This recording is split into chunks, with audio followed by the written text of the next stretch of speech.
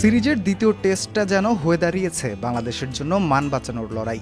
সিলেটে প্রথম টেস্ট হারের পর ঢেলে সাজানো হয়েছে স্কোয়াড। তানজিম সাকিবের অভিষেক, সাথে টপ অর্ডারে বিজয়ের অন্তর্ভুক্তি। সিরিজ হাতছাড়া হওয়ার লজ্জা থেকে বাঁচার জন্য যেন প্রাণপণ লড়াই। অবশ্য টস হেরে বল করতে নেমে সাগরিকার শুরুটা ভালোই ছিল বাংলাদেশের। জাতীয় টেস্ট দলে ১০৭ নম্বর ক্রিকেটার হিসেবে অভিষেক হওয়া তানজিম সাকিব প্রথম ব্রেক থ্রু এনে দেন দলকে। প্রতিপক্ষের ওপেনার ব্রায়ান বেনেটকে ২১ রানে সাজঘরে ফেরান এই পেসার। আরেক ওপেনার বেন কারানকে দলীয় ৭২ রানে শিকার করেন তাইজুল ইসলাম। ৮৯ রানে প্রথম সেশন শেষ করে আরবিনের দল। তবে ম্যাচের দ্বিতীয় সেশনটি ছিল পুরোপুরি জিম্বাবুয়ের। নিক ও উইলিয়ামস নিজেদের অর্ধশতক পূরণ করে সফরকারীরা বাংলাদেশকে স্মরণ করিয়ে দেয় ২৩ বছর পরে টেস্ট সিরিজ জয়ের লক্ষ্য। তবে ১৭৭ রানে নাঈম হাসানের বলে উইলিয়ামসের দুর্দান্ত ক্যাচ ধরে নিজের অভিষেকটা স্মরণীয় করে নেন সাকিব।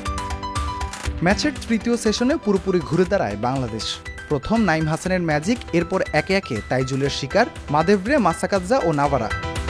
৪০ রানে ৭ উইকেট শিকার করে নেয় বাংলাদেশ। তাইজুল তুলে নেন তার ফাইফার। দিনের পুরো ২ সেশন চালকের আসনে থাকা জিম্বাবুয়ের বিপক্ষে বাংলাদেশের তৃতীয় সেশনটা যেন মেঘ না চাইতেই বৃষ্টি। তাইজুল ইসলামের ফাইফার ও নাঈম হাসানের ঘূর্ণিতে ঘুরে দাঁড়িয়েছে বাংলাদেশ।